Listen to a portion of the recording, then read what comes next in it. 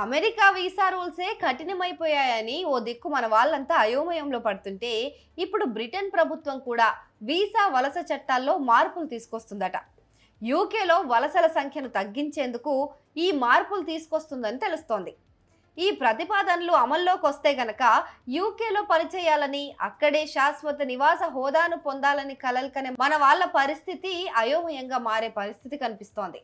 ఈ మార్పులకు సంబంధించి ప్రధాని కీర్ స్టార్మర్ ప్రభుత్వ పార్లమెంట్లో ఒక శ్వేతపత్రాన్ని ప్రవేశపెట్టనుందని అంతర్జాతీయ మీడియా కథనాలు వెల్లడించాయి. 2024లో యూకే ప్రభుత్వం విదేశీయులకు 2,10,098 వర్క్ వీసాలను ఇచ్చింది. వాటి జారీకి సంబంధించి 2023తో పోల్చుకుంటే 37% తగ్గుతుంది. ఈ వర్క్ వీసాలను పొందిన వారిలో భారతీయులే ముందు వరుసలో ఉన్నారు. ఇక ఈ 2024లో జూన్తో ముగిసే ఈ 12 నెలల కాలానికి గాను భారతీయులు 1,16,000 వీసాలు పొంది పని నిమిత్తం యూకేకి వెళ్లారు.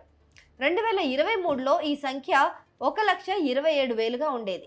భారతీయులకు ఎక్కువగా వైద్యం, ఐటీ, ఇంజనీరింగ్, విద్య, ఆతిథ్యం, క్యాటరింగ్, ట్రేడ్ సెక్టార్లలో పనిచేసేందుకు వీసాలు లభిస్తూ ఉంటాయి.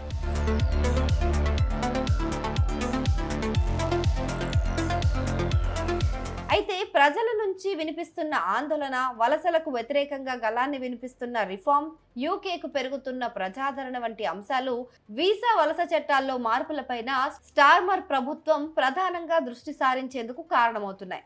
కొత్త నిబంధనలు అమల్లోకి వస్తే ఇమిగ్రేషన్ వ్యవస్థపైన ప్రభుత్వ నియంత్రణ బలోపేతం అవుతుందని ప్రధాని వెల్లడించారు. తమ దేశానికి అర్థవంతమైన సహకారం అందించే వారికి మాత్రమే మా దేశంలో ఉండేందుకు అనుమతి ఉంటుందని వ్యాఖ్యానించారు. ఈ ప్రతిపాదిత మార్పుల కోసం స్కిల్డ్ వర్కర్ వీసా దరఖాస్తుదారులు కనీసం యూనివర్సిటీ డిగ్రీ కలిగి ఉండాలి. యూకేకి వచ్చే వ్యక్తులు సరైన అర్హత కలిగి ఉన్నారని నిర్ధారించుకోవడం దీని లక్ష్యం. అలాగే ఆంగ్ల భాషాపరమైన నియామకాలను కూడా పటిష్టం చేయనున్నారు. వీసా హోల్డర్ పైన ఆధారపడిన వారు ప్రాథమిక స్థాయి ఆంగ్ల భాషా నైపుణ్యాలైనా కలిగి ఉండాలి. పర్మనెంట్ రెసిడెన్సీ రూల్స్ కూడా మారనున్నాయట. ఇక అక్కడ స్థిర నివాస హోదా పొందాలనుకునే వాళ్ళకైతే విదేశీ కార్మికులు వీళ్ళుంటారు కదా, వాళ్ళు 10 సంవత్సరాలు ఆ దేశంలోనే నివసించాల్సి ఉంటుందట.